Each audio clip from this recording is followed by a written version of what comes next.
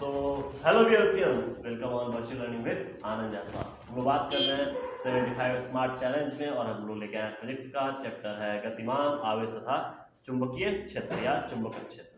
हम लोग बात करने वाले moving charge and magnetic field. तो moving charge and magnetic field का मतलब है यहाँ पर बाबू कि जो अब हमारा आवेश जो स्थिर था इलेक्ट्रोस्टैटिक्स में, अब वो गतिमान होने के बाद ही क्या हो गया कि अब वो क्षेत्र जनरेट करने लगा और क्षेत्र के साथ साथ वो जो क्षेत्र हम वो पढ़ने वाले हैं वो क्षेत्र है चुंबकीय क्षेत्र। तो देखिए यहाँ पर अगर हम कहें यहाँ पर कि देखो ये इलेक्ट्रॉन है, पहली बात तो ये स्थिर था तो हम पढ़े थे इलेक्ट्रोस्टैटिक्स, लेकिन जैसे ही ये मूव करने लगा हम करंट पढ़ने लगे।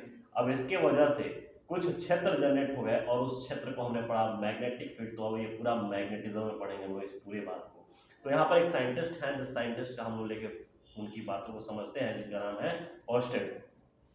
ओर्स्टेड ने 1820 ईस्वी में एक एक्सपेरिमेंट या अगर हम बात करें कि एक परिपथ बनाया जिसमें देखा जिस परिपथ में धारा बह रही है उस परिपथ के आसपास कोई एक मैग्नेटिक कंपास ले गए तो उस मैग्नेटिक कंपास में बाबू डिफ्लेक्शन होने लगा और उस मैग्नेटिक कंपास में डिफ्लेक्शन देखने के साथ उन्होंने बताया कि जो भी धारा जिस भी परिपथ में अगर धारा प्रवाहित की जाए तो चालक के चारों ओर एक क्षेत्र जनरेट होता है। उस क्षेत्र को बोलते हैं बाबू चुंबकीय क्षेत्र। कोई दिक्कत नहीं है। अब ये ओर्स्टेड का प्रयोग था और ओर्स्टेड का प्रयोग मैग्नेटिक कंपास और एक परिपथ के साथ था। तो अगर हम बात करें चालक तार AB के समांतर चुंबकीय क्षेत्र को उत्तरी दक्षिणी दिशा में रखा था और देखा उसमें एक डिफ्लेक्शन आ गया। ठीक है, नोट पर लिखा है कि इस प्रकार परिपथ पूर्ण करने के बाद ओर्स्टेड ने विभिन्न स्थितियों का अध्ययन किया, जैसे कि अगर कुंजी K को खुला रखा जाए तो परिपथ में कोई धारा प्रवाहित नहीं होगी। मतलब अगर हम बात करें कि अगर कुंजी खुली हो तो परिपथ में धारा नहीं बहेगी, जबकि कुंजी क्लोज कर दी जाए तो धारा प्रवाहित होगी और धारा प्रवाहित होने के साथ इस स्थिति में जो कंपास होगा उस कंपास अगर पास रखी हो तो कंपास में क्या होगा, विक्षेप उत्पन्न होगा। मतलब कि इन्होंने देखा कि जो परिपथ था वो परिपथ को उस परिपथ में धारा बहाकर और कुंजी के साथ कनेक्ट करके देखा कि अगर धारा बहाई जाए तो यहाँ पर जो मैग्नेटिक कंपास है इस मैग्नेटिक कंपास में जो निडल है उस निडल में डिफ्लेक्शन आ जाता है और उस निडल में डिफ्लेक्शन आने का कारण है, इस कारण का अध्ययन किया और बताया कि इसके जो धारा बह रही है वो धारा बहने के साथ साथ एक क्षेत्र उत्पन्न कर रही है। उस क्षेत्र में कोई भी यदि अगर हम मैग्नेटिक फील्ड ले आए या कोई भी एक कंपास ले आए क्या या कोई भी एक निडल ले आए तो उस चुंबकीय क्षेत्र के कारण या तो वहां से विक्षेप ऐसा उत्पन्न होगा कि रिपेल कर दिया जाएगा या फिर आकर्षित कर लिया जाएगा। ये नेचर को समझाया किसने, ओर्स्टेड ने। अगर हम बात करें, हमने कहा कि जब तार AB में प्रवाहित धारा का मान बढ़ाया जाए तो कंपास का विक्षेप ज्यादा हो जाएगा। मतलब अगर बात की जाए कि धारा बढ़ाओगे तो जो मैग्नेटिक फील्ड लाइंस है वो क्या हो जाएंगी, बढ़ जाएंगे। अर्थात यहाँ पर अगर हम बात करेंगे जो मैग्नेटिक फील्ड लाइंस जिसको हम B से बोलते हैं डायरेक्टली प्रोपोर्शनल टू किससे, धारा से, इसको भी एक्सप्लेन किया गया बायो-सेवर्ट लॉ के अकॉर्डिंग। आओ देखते हैं। अब यहाँ पर बात की जाए कि यदि चालक तार AB में धारा की दिशा बदल दी जाए तो कंपास में विक्षेप भी विपरीत हो जाएगा। मतलब कि दिशा बदलोगे तो कंपास में विक्षेप कैसा हो जाएगा, उसकी दिशा के परिवर्तित होने की वजह से वो भी डिफ्लेक्टेड चेंज हो जाएगा। तो अगर हम बात करें, नोट पॉइंट में लिखा है कि यदि धारा की दिशा बदल दी जाए तो कंपास क्लॉकवाइज चलेगा और यदि धारा की दिशा नहीं बदली जाए तो कंपास एंटी क्लॉक। मतलब कि जो यहाँ पर कंपास की जो इस डायग्रामेटिक फिगर जो दिख रहा है इसमें अगर धारा की बात देखी जाए तो धारा को अगर बदल रहे हैं तो धारा की दिशा परिवर्तित करने के बाद हम यहाँ पर क्लॉकवाइज और एंटी क्लॉकवाइज मैग्नेटिक कंपास में डिफ्लेक्शन प्राप्त कर सकते हैं। अब यहाँ पर एक और चीज हमको समझना बहुत जरूरी है, वो है चुंबकीय क्षेत्र। तो चुंबकीय क्षेत्र जैसे इलेक्ट्रिक मतलब विद्युत क्षेत्र होता है वैसा ही ये चुंबकीय क्षेत्र होता है। अगर हम बात करें, लिखा गया है किसी चुंबक के चारों ओर का वह क्षेत्र। अब यदि अगर हम बात करते हैं चुंबक से रिप्रेजेंट, मतलब इसको परिभाषित कहाँ से करेंगे, चुंबक से। है तो चुंबकीय क्षेत्र लेकिन इसको उत्पन्न हुई है धारा की वजह से, परंतु ये चुंबक का एक ऐसा बिहेवियर है जो चुंबक भी अपने आसपास के कोई भी सबस्टेंस को लाइक मेटल को अपनी तरफ अट्रैक्ट करता है या उसको रिपेल करता है, या सेम पोलैरिटी को वो रिपेल करता है, जबकि अपोजिट पोलैरिटी को बेटा अट्रैक्ट करता है। अपोजिट पोलैरिटी का मतलब ये हुआ कि अगर ये एक मैग्नेटिक बार है, एक मैग्नेट मतलब दंड चुंबक है, तो एक नॉर्थ होगा और एक साउथ पोल होगा। यदि साउथ पोल अगर आपके पास आते हैं तो इन दोनों में क्या होता है, रिपल्सन होता है। लेकिन अगर यहाँ पर साउथ नॉर्थ आ जाए बेटा तो इन दोनों में कस के अट्रैक्शन होता है, नॉट अ रिपल्सन। ठीक है, यहाँ पर रिपल्सन नहीं होगा, अट्रैक्शन दिया। अब यहाँ देखो कहा गया है कि किसी चुंबक के चारों ओर का वह क्षेत्र जिसमें किसी चुंबकीय सुई को ले जाने पर एक बल आघूर्ण कार्य करता है, जिसके कारण चुंबकीय सुई की एक निश्चित दिशा में ठहरना, या चुंबकीय सुई एक निश्चित दिशा में ठहरती है, इस प्रकार का वह चुंबक का चुंबकीय क्षेत्र कहलाता है। ध्यान रखिएगा, ये डेफिनेशन इजी है और इसको आपको याद रखना है। नोट पर कहा गया है कि चुंबकीय क्षेत्र की दिशा उत्तरी ध्रुव से, ये देखो एक मैग्नेटिक बार अगर हम यहाँ पर सेट करें तो ये मैग्नेटिक बार है बेटा, देखो। और इस मैग्नेटिक बार में देखा जाए तो बाहर की दिशा इसकी देखी जाए तो बाहर कैसा है दिशा, इसकी जो बाहर की दिशा है वो है, थोड़ा सा सेट करने दीजिए, देखिए ये देखिए जो इसकी बाहर की दिशा है वो नॉर्थ पोल से अराइज होता है और साउथ पोल पे टर्मिनेट कर जाता है। ठीक है, नॉर्थ पोल से, ये देखिए उत्तरी ध्रुव से जो चुंबकीय क्षेत्र की जो अगर बात की जाए कि जो क्षेत्र है वो निकलती हैं, जबकि साउथ पोल पर टर्मिनेट कर जाती है, जबकि अंदर साउथ टू नॉर्थ होता है। ठीक है, अब यहाँ पर एक और छोटी सी हेडिंग है, जिस हेडिंग को हम पढ़ेंगे और पढ़ते हुए समझेंगे। छोटी सी बात है कि चुंबकीय क्षेत्र की उत्पत्ति के निम्न कारण है। तो अगर हम बात करें, यहाँ पर समझना बहुत जरूरी है कि चुंबकीय क्षेत्र एक क्वेश्चन है, नॉट यहाँ पर अगर हम बात करें तो एक क्वेश्चन को लेके चलेंगे, इसको एक क्वेश्चन के नजरिए से देखेंगे। अरे क्या हो रहा है इसमें, ठीक है, इसको क्वेश्चन के रूप में लिखा गया है कि चुंबकीय क्षेत्र की उत्पत्ति के निम्न कारण है। चुंबक द्वारा भी हो सकता है, ठीक है, चुंबक द्वारा चुंबकीय क्षेत्र की उत्पत्ति होती है, गतिमान आवेश के द्वारा, धारावाही चालक के द्वारा, परिवर्तित वैद्युत क्षेत्र के द्वारा। इन सब में अगर बात करें कि चुंबकीय क्षेत्र को बी से प्रदर्शित करता है, ये सब जो है ये चुंबकीय क्षेत्र की उत्पत्ति के कारण है। तो पहला, चुंबक के द्वारा चुंबकीय क्षेत्र उत्पन्न किया जा सकता है, ठीक है, धारावाही चालक के द्वारा, गतिमान आवेश के द्वारा और परिवर्तित वैद्युत क्षेत्र के द्वारा हम लोग चुंबकीय क्षेत्र की उत्पत्ति कर सकते हैं। ठीक है, या चुंबकीय क्षेत्र की उत्पत्ति होती है। धारावाही, अगर हम बात करें यहाँ पर एक और लाइन कुछ बातें बोली गई है कि चुंबकीय क्षेत्र को बी से प्रदर्शित करते हैं, वो तो हम पहले भी लिखे थे कि आपको समझ में आ जाए, बी से प्रदर्शित करते हैं। ठीक है बाबू, तो ये चुंबकीय क्षेत्र को बी से प्रदर्शित करेंगे। अब चुंबकीय क्षेत्र का मात्रक होता है वेबर, ये देखो इसको वेबर लिखते हैं, वेबर क्या लिखते हैं, वेबर पर मीटर स्क्वायर, या लिखते हैं बाबू टेस्ला, क्या लिखते हैं, टेस्ला, नॉट अ टकला, टेस्ला। ठीक है, अब थोड़ी सी बात की जाए जो हमारे बोर्ड के लिए बहुत ही इंपॉर्टेंट हो जाती है, एक टॉपिक, जो टॉपिक है बायो-सेवर्ट्स लॉ। क्या है, बायो-सेवर्ट्स लॉ। बायो-सेवर्ट्स लॉ के अनुसार अगर बात की जाए तो लिखा गया है किसी चालक में धारा प्रवाहित की जाए, याद रखिएगा बिना धारा प्रवाहित किए हम चुंबकीय क्षेत्र नहीं जनरेट कर पाएंगे, या चुंबकीय क्षेत्र की उत्पत्ति नहीं होगी। या तो मैग्नेट हो, जैसे कि ऊपर हमने देखा, या तो मैग्नेट हो या धारावाही चालक हो। तो हमने कहा कि इस नियमानुसार किसी चालक में धारा प्रवाहित की जाए तो उस चालक के किसी अल्पांश के कारण किसी बिंदु पर उत्पन्न चुंबकीय क्षेत्र बायो-सेवर्ट के नियम से दिया था। अच्छा, बताया किसने, ऑस्टेड ने, कि भाई एक परिपथ में अगर धारा प्रवाहित किया जाए तो उसके इर्द गिर्द एक क्षेत्र जनरेट होता है, उसको चुंबकीय क्षेत्र कहते हैं। ठीक है, ये बातें किसने कहा, ऑस्टेड ने। लेकिन इसको पूर्ण रूप से एक्सप्लेन किया, कितनी चुंबकीय क्षेत्र की तीव्रता या कितनी चुंबकीय क्षेत्र होगी, वहां पर उस एक छोटे से बिंदु का अल्पांश काट दिया जाए। जैसे हमने कहा कि देखो ये एक धारावाही तार है, ए से लेकर बी तक बेटा, ये धारावाही तार है, और ये धारावाही तार में इस बिंदु को हमने कहा कि ये छोटा सा अल्पांश हमने काट दिया, और यहाँ पर धारा आई है और इसको डी आई बोल सकते हैं हम लोग। और ये क्या है, ये छोटा सा अल्पांश डीएल है, क्योंकि ये एल लेंथ का, ये एल लेंथ की जो हमारी तार थी पूरी वो एल लेंथ की तार, अब हम इसको कह रहे हैं कि छोटा सा अल्पांश में डीएल।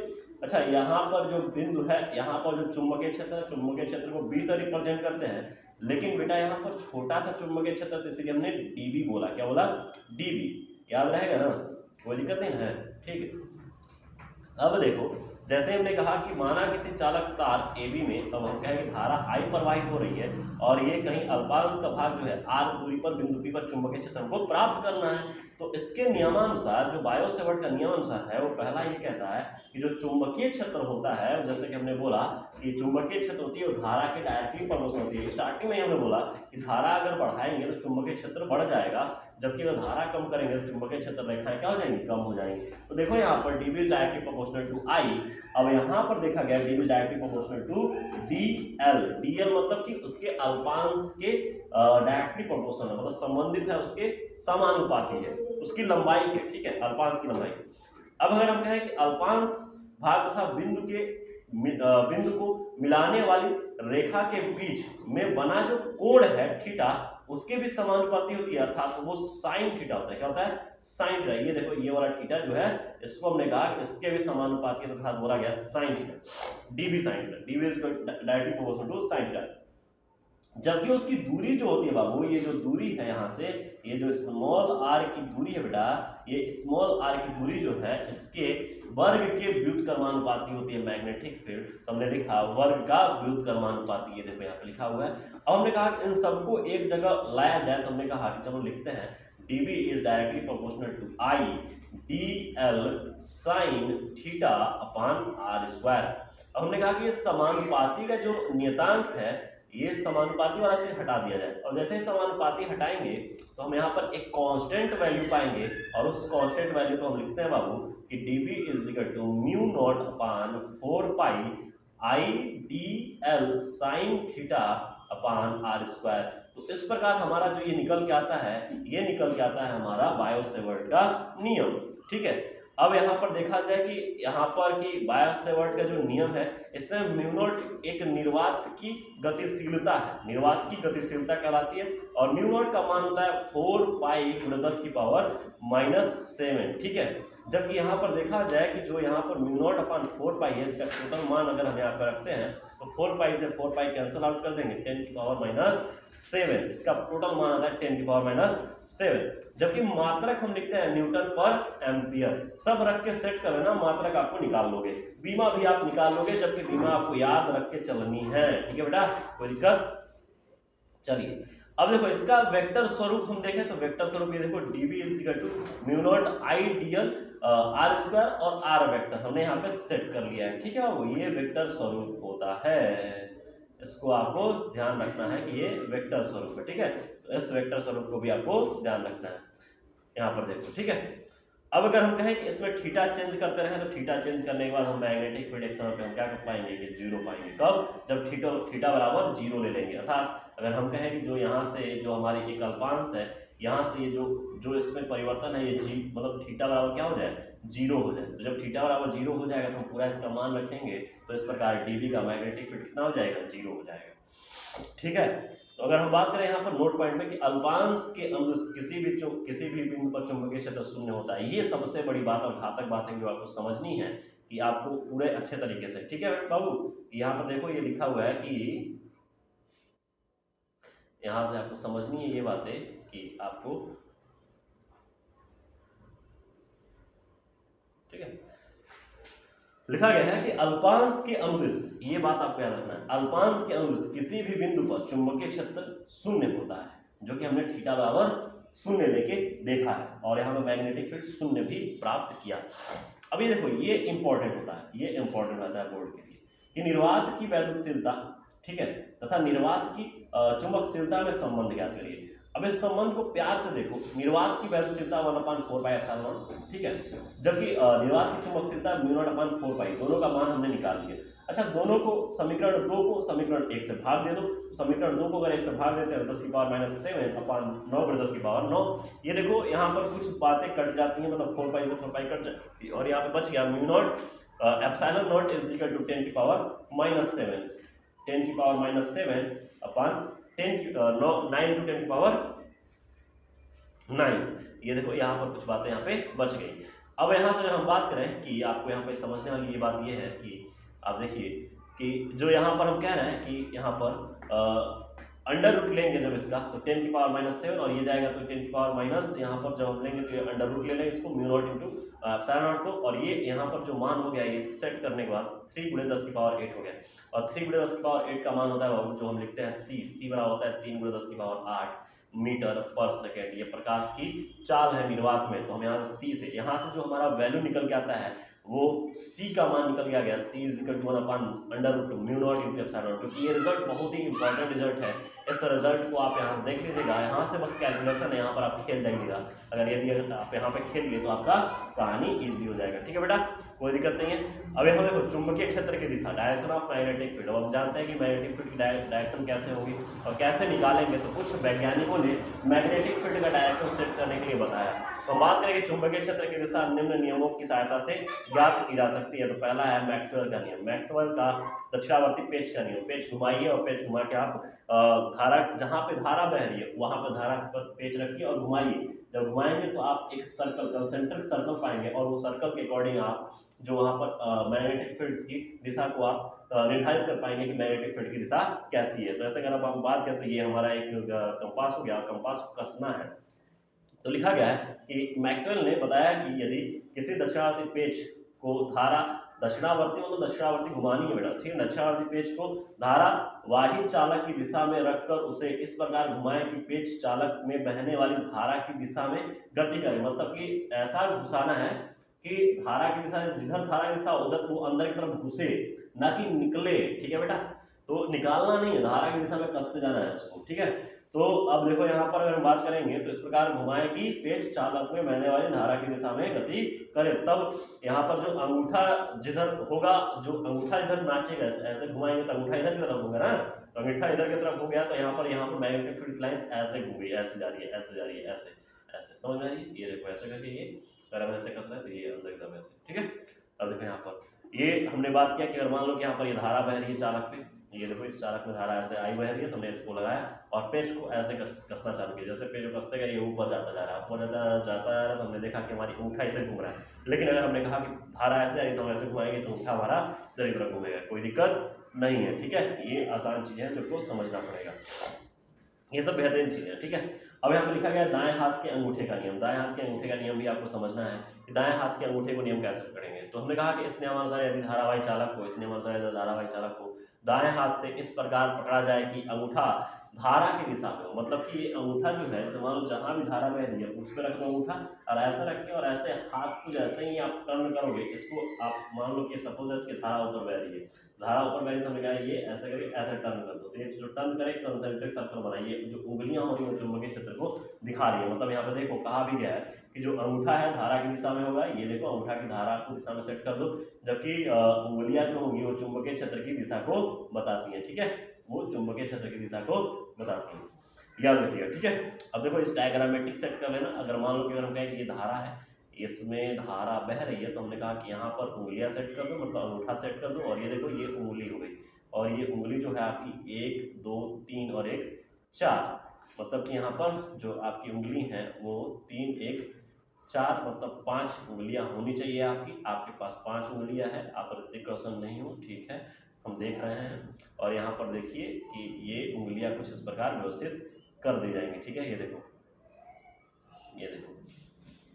1 2 3 एंड 4, ये देखो ये आपकी अंगूठा जैसे जैसे आप बंद करते हो वैसे बंद कर लो। ठीक है, और ये देखो आपके पंजे ये, ठीक है, और ये आपके हाथ में जो रेखाएं हैं वो रेखाएं हमने बना दी जो बिगड़ी हुई है। ठीक है, और उसको बनाया जा रहा है ना बेटा रेखाएं। तो ये देखो धारा की दिशा जैसे जिधर होगी उधर अंगूठा कर देंगे, अंगूठा किधर रखेंगे कि धारा की दिशा में, धारा की दिशा में अंगूठा क्या बताएगी, धारा की दिशा में हम रखेंगे। तो उंगलियां जो होंगी, उंगलियां जिधर मुड़ेंगी, जिधर साइड में मुड़ेंगी उधर क्या होगा, चुंबकीय क्षेत्र की दिशा हो जाएगी। यहाँ से अगर ऊपर की बात करते हैं देखो ऐसे कंसेंट्रिक सर्कल बनेगा, यहाँ से लेके ऐसे करके ऐसे धारा बह रही है। ठीक है, अब ये बेसिक चीजें हैं। अगर हमने कहा कि वृत्तीय धारा, ये सब जो है क्लास 10 की बातें हैं। वृत्तीय धारा के लिए दाएं हाथ के अंगूठे का नियम अगर हम लगाएं तो इजीली है, आप इसको लगा के कंसेंट्रिक सर्कल पाइएगा, और ये कंसेंट्रिक सर्कल आपको हर जगह मिलेगा, जबकि बीच में एक स्ट्रेट लाइन प्राप्त हो जाएगा, यहाँ पर बीच में एक स्ट्रेट लाइन प्राप्त हो जाएगा। ठीक है, अब यहाँ पर देखिए नेक्स्ट जो बोला गया दाएं हाथ की हथेली का नियम। दाएं हाथ की हथेली का नियम जो ये कहता है कि आपको कि जो उंगलियां हैं वो चुंबकीय क्षेत्र की दिशा में होंगी, मतलब कि अगर हम बात करें अंगूठा ऐसे सीधे रखें तो उंगलियां जिधर जिधर उंगलियां जा रही हैं वो चुंबकीय क्षेत्र की दिशा को प्रदर्शित करेगी। तो हमने लिखा भी है, डेफिनेशन भी पढ़ लिया जाए। यदि दाहिने हाथ को इस प्रकार फैलाएं कि उंगलियां उस बिंदु की ओर रहे जिस पर चुंबकीय क्षेत्र की दिशा ज्ञात करनी है, मतलब कि अगर हम बात करें कि जिस पर हमको जिस पॉइंट पर हमको चुंबकीय क्षेत्र ज्ञात करना है उधर उस पर उंगलियों को सेट किया जाए एवं अंगूठा चालक तार में बहने वाली धारा की दिशा में हो, तब हथेली पर जो खींचा गया लंबवत अभिलंबवत होगी वो दिशा उस बिंदु के क्या हो जाएगी, उस पर चुंबकीय क्षेत्र की दिशा ज्ञात हो जाएगी या चुंबकीय क्षेत्र के प्रदर्शन। जैसे मान लो कि अगर हम बात करें कि ये जो उंगली है ये धारा यहाँ हो गई, तो ये धारा ऊपर बह रही है, मतलब जिधर बह रही है उधर अंगूठा सेट कर दो। उंगली जिधर पर तुमको चुंबकीय क्षेत्र निकालनी है तो यहाँ से जो अभिलंबवत जो निकलेगी, अच्छा अभिलंबवत ये वाली पाम वाली, तो हमने बोला है पाम हथेली, अभिलंबवत जो निकलेगा वो अभिलंबवत क्या होगा, चुंबकीय क्षेत्र रेखाएं होंगी, ठीक है ना, उस पर चुंबकीय क्षेत्र रेखाएं ज्ञात कर लेंगे। अब ये थोड़ा क्रॉस डॉट प्रोडक्ट को आपको समझिएगा कि क्रॉस जो होता है और डॉट क्यों होता है। क्रॉस जो होता है वो क्रॉस अंदर की तरफ जब होती है मैग्नेटिक फील्ड तब बात करते हैं, और जो डॉट होता है वो एंटी क्लॉक चलती है और वो बाहर की तरफ चलती हैं। तो जहां भी अगर आप बात की जाए डॉट और क्रॉस की, तो डॉट जो होता है वो पॉजिटिव को दिखाता है और जो क्रॉस होता है वो निगेटिव को दिखाता है, ठीक है, इतनी बातें याद रहेंगी। चलिए अब हम लोग बात करते हैं नेक्स्ट टॉपिक नेक्स्ट लेक्चर में। So thank you very much.